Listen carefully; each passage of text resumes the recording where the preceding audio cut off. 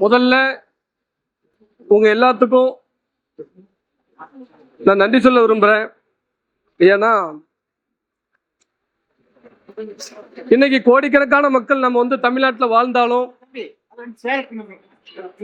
பல்வேறு கிராமங்கள்ல வந்து இன்னைக்கு வந்து ஒற்றுமை கிடையாது.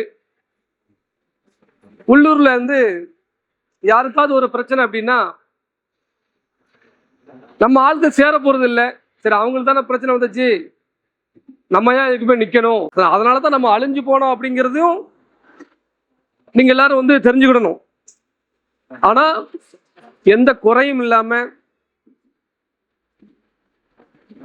தமிழ்நாட்டுல முன்மாதிரி கிராமங்கள்ல இந்த அத்தியூத்து கிராமமும் இருக்கு அப்படின்னு நினைக்கும் பொழுது நான் ரொம்ப வந்து பெருமை அடைகிறேன். உங்களுடைய ஒற்றுமை தான் இன்னைக்கு வந்து எங்களெல்லாம் இங்க வர வச்சது. ஏன்னா சமுதாயத்துக்கு வந்து 24 மணி நேரமும் நம்ம வந்து பாடுபட்டுக்கிட்டு தான் இருக்கிறோம். கிட்டத்தட்ட 18 வருஷமா இந்த சமுதாயத்தை எப்படியாவது சரி பண்ணணும், இந்த இளைஞர்களை சரி பண்ணணும், ஊர் ஊரா இந்த மாதிரி மது அருந்தி ஒவ்வொரு கிராமங்கள்லயும் குடி போதையால நம்ம சமுதாயம் வந்து ரொம்ப மிகப்பெரிய லெவலில் சீரழிஞ்சிட்டு போகுது, எல்லா குடும்பமும் அழிஞ்சிக்கிட்டு இருக்கு அப்படின்னு சொல்லி ஊர் ஊரா ஒரு பிரச்சாரம் பண்ணி இன்னைக்கு எல்லா கிராமங்களும் இன்னைக்கு ஒரு நல்ல நிலைமையில இன்னைக்கு வந்து இருக்குன்னு நினைக்கும் போது, அதையும் என்னுடைய பேச்சை கேட்காங்க அப்படின்னு நினைக்கும் பொழுதும் நான் வந்து ரொம்ப சந்தோஷப்படுறேன். எப்படியாவது ஒரு தேர்தலில் நின்று ஒரு ஒரு அதிகாரத்தை பெற்றணும் அப்படின்னு சொல்லி யாருக்காண்டியும் இல்லை, உங்களுக்காண்டி தான். யாராவது ஒரு ஆள் சட்டமன்றத்தில் போய் இருக்குன்னு சொல்லி தான் போராடணும்.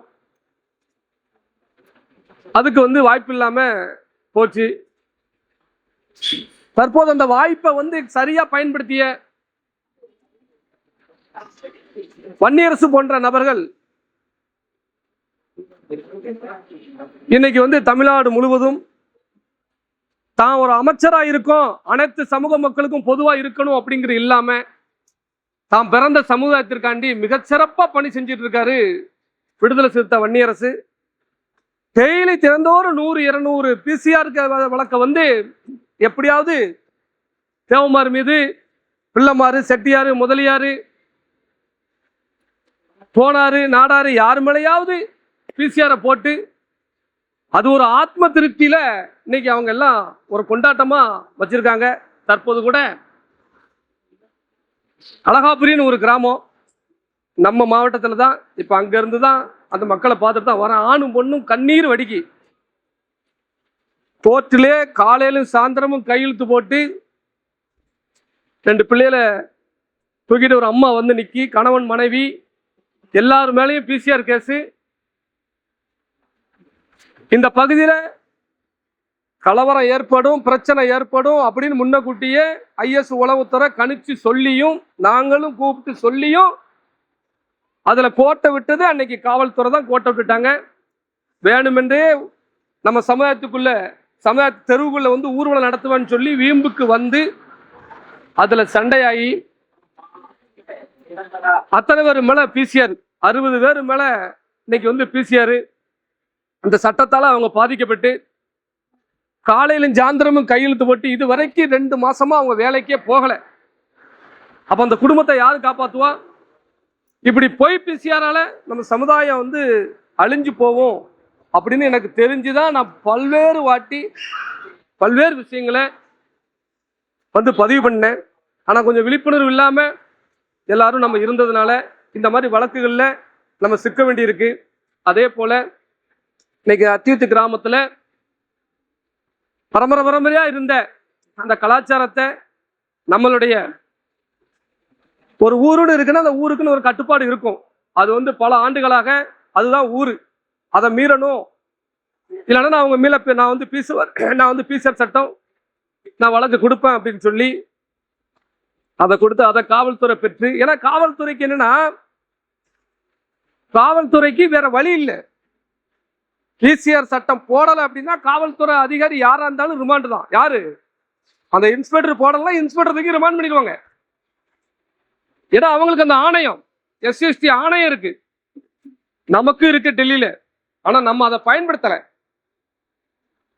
தற்போது தொடர்ந்து அதை பயன்படுத்தலாம் அப்படின்னு பல்வேறு விஷயங்கள்ல நாங்க எங்களுக்கு தெரிஞ்ச விஷயங்களை நாங்க எழுத்து மூலியமா எழுதிக்கிட்டு தான் இருக்கிறோம், கொடுத்துக்கிட்டு தான் இருக்கிறோம். இன்னைக்கு நம்ம ஊர்ல 2 பேர் பாதிக்கப்பட்டிருக்காங்கன்னு சொல்லி சொன்னாங்க. மதுரை உயர்நீதிமன்றம் இன்னைக்கு அவங்களுக்கு வந்து டைரக்ஷன் கொடுத்துருக்காங்க. அவங்கள இனிமே வந்து காவல்துறை கைது பண்ண முடியாது. அந்த வழக்கை நம்ம எப்படி எதிர்கொள்வோமோ அப்படி எதிர்கொண்டுக்கிடலாம். இது உங்களுக்கு எல்லாம் மிகப்பெரிய ஒரு விழிப்புணர்வு, அடுத்த கட்ட நகர்வு. நம்ம மேலேயும் நம்ம பிள்ளைகள் மேலேயும் பாயலாம் இந்த வழக்குகள் அப்படிங்க.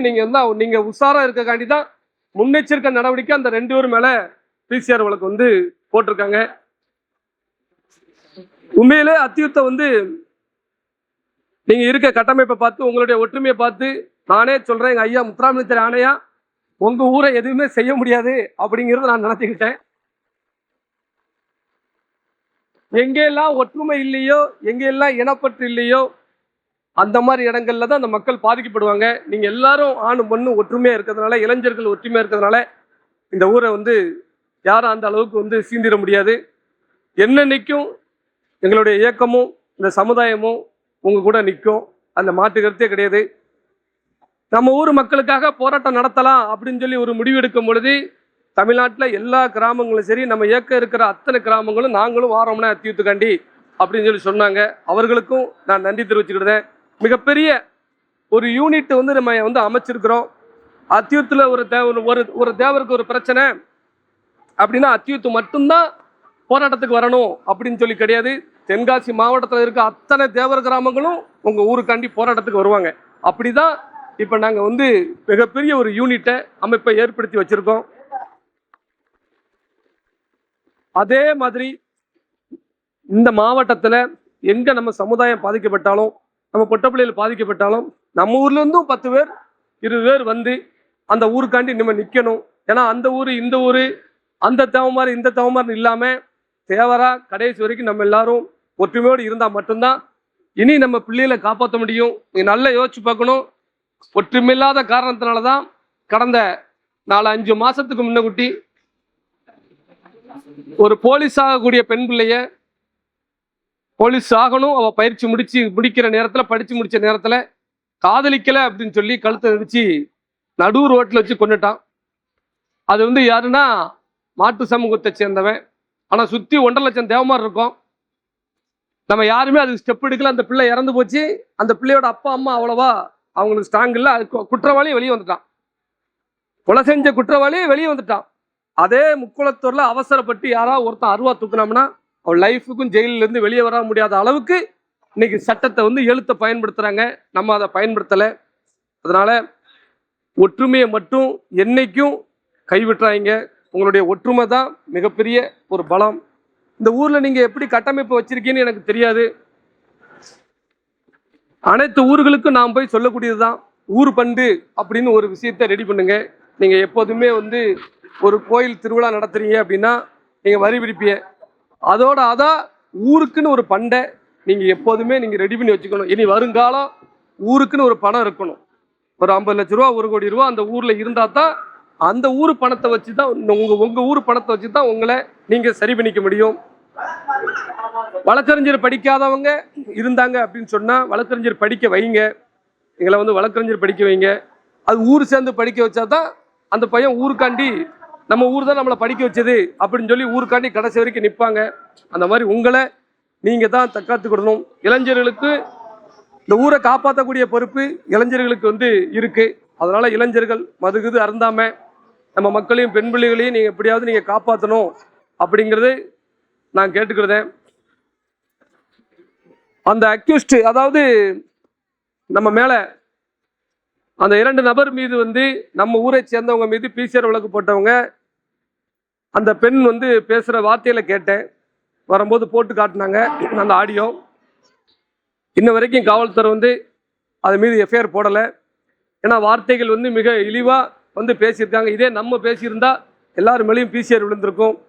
அதனால அடுத்தடுத்து ஒரு நாள் 2 நாள் வந்து எப்படினாலும் அவங்களுக்கு வந்து டைம் கொடுத்துருக்குறோம். அவங்க எஃப்ஐஆர் போடுறாங்களான்னு சொல்லி பார்ப்போம். இல்லைன்னா தென்காசி டிஸ்ட்ரிக்டில் உள்ள இது வரைக்கும் பிசிஆர் வழக்கில் எல்லாமே பொய் வழக்கு அப்படிங்கிறது எல்லாத்துக்குமே தெரியும்.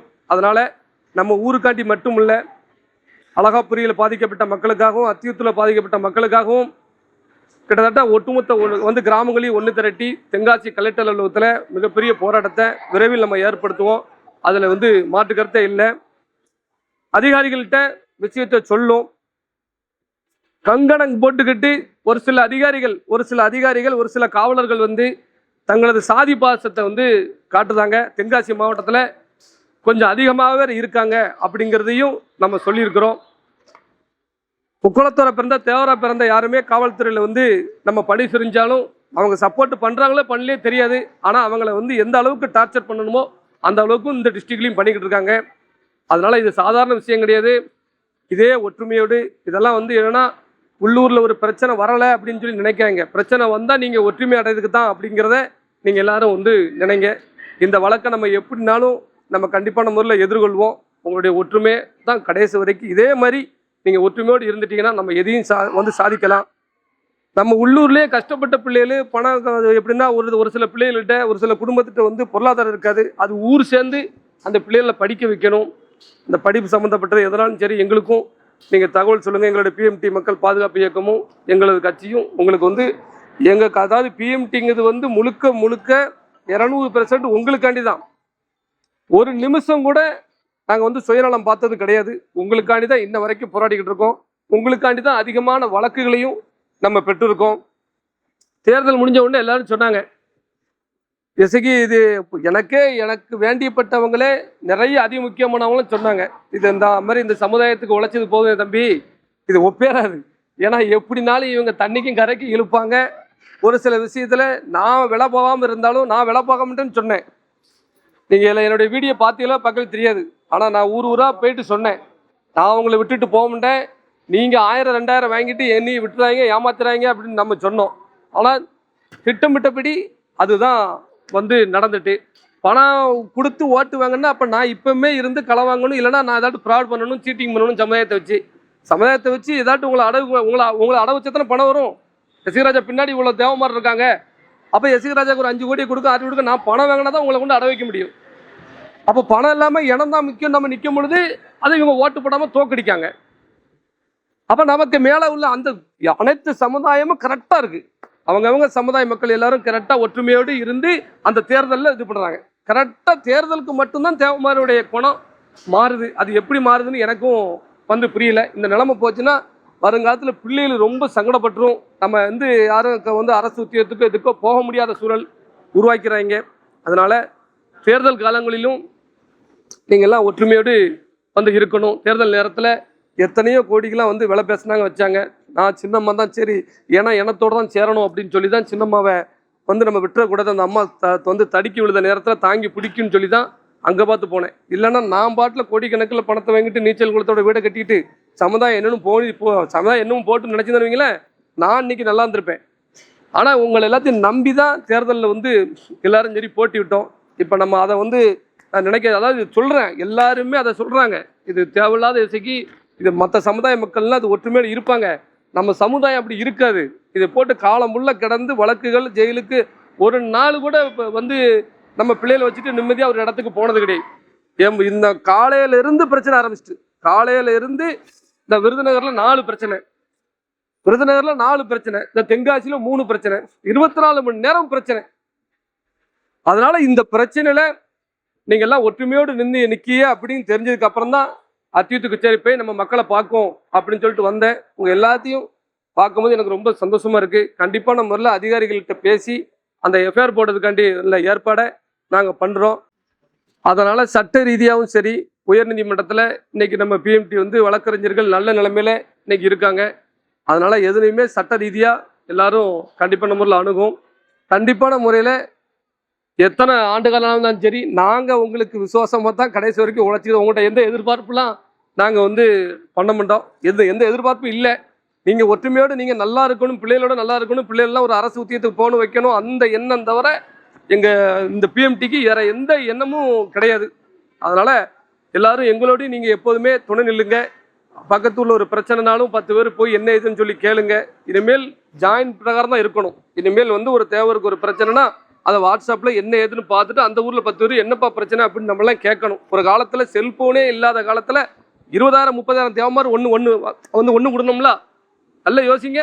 ஒரு தேவமாருக்கு பிரச்சனைனா அப்போ வந்து செல்ஃபோனே கிடையாது. ஆனால் அவ்வளோ தேவமார் ஒன்று கொடுக்கணும். இப்போ எல்லாரும் செல்ஃபோன் வச்சுருக்கோம். வாட்ஸ்அப்பில் பார்த்துட்டு அங்கே பார்த்துட்டு அந்த செய்தியாக மட்டும் தான் பார்க்கும். பாதிக்கப்பட்டது நம்ம இனமே, நம்ம பிள்ளைகளை கொண்டு விட்டானுல என்ன ஏது அப்படிங்கிற இதே கிடையாது. அதனால வன்முறை பாதை எல்லாமே போராட்டத்துக்கு எல்லாருமே தயாராகணும். இந்த மாதிரி எல்லாரும் பழகிக்கோங்க. நம்ம போராடினா தான் நம்ம ஜெயிக்க முடியும். கடுமையான பிரச்சனைல நம்ம இருக்கோம். அது உங்க யாருக்குமே இன்னமும் எப்படின்னா நிறைய உங்களுக்கு தெரியல. இன்னைக்கு நம்ம சமுதாயத்தை சேர்ந்த அதிகாரிகள் யாருமே பணி செய்ய முடியல. இன்ஸ்பெக்டராக இருக்கட்டும், டிஎஸ்பியாக இருக்கட்டும், கலெக்டரா தேவமார் வந்தாலுமே இன்னைக்கு பணி செய்ய முடியாத சூழல் இருக்கு. இதெல்லாம் நம்ம தற்காத்தணும், காப்பாற்றணும்னா இதே மாதிரி எல்லா கிராமங்களும் ஒற்றுமையோடு இருக்கணும். உங்களுடைய இந்த ஊர் மக்களுடைய ஒற்றுமையை தமிழ்நாட்டில் உள்ள 2 கோடி தேவமாரும் பார்ப்பாங்க. ஏன்னா அந்த அளவுக்கு நாங்கள் இன்னைக்கு நாளைக்குள்ள எப்படியும் அத்தனை தேவமார் இப்படி ஒரு ஊர் இருக்கா அத்தியூத்து, இவ்வளவு தேவமார் ஒற்றுமையா இருக்காங்களே அப்படிங்கிற எல்லா ஊருக்கும் இந்த செய்தி போய் சேரும். நான் பேசின செய்தி போய் சேரும். அதை பார்த்தாவது இருக்கிற தேவமார் பூரா எல்லா கிராமங்களையும் உங்கள் ஊரை மாதிரி அத்தியுத்த மாதிரி இருக்கட்டும்ங்கிறது எங்களுடைய ஆசை. உண்மையிலே ரொம்ப நான் மகிழ்ச்சி அடைகிறேன். இந்த நேரத்தில் அவள் ஒரு புரிந்தவங்க என்னைக்கு உங்கள் எல்லாத்துக்கும் பக்கபலமாக நாங்கள் கண்டிப்பான முறையில் இருப்போம். மீண்டும் மீண்டும் அடுத்தடுத்து பல்வேறு நிகழ்வுகள் சரி, எந்த ஒரு நல்ல கட்டாலும் சரி, நான் கண்டிப்பான முறையில் வருவோம் அப்படிங்கிறத பணிவன்புடன் தெரிவித்துக் கொள்கிறேன். நன்றி.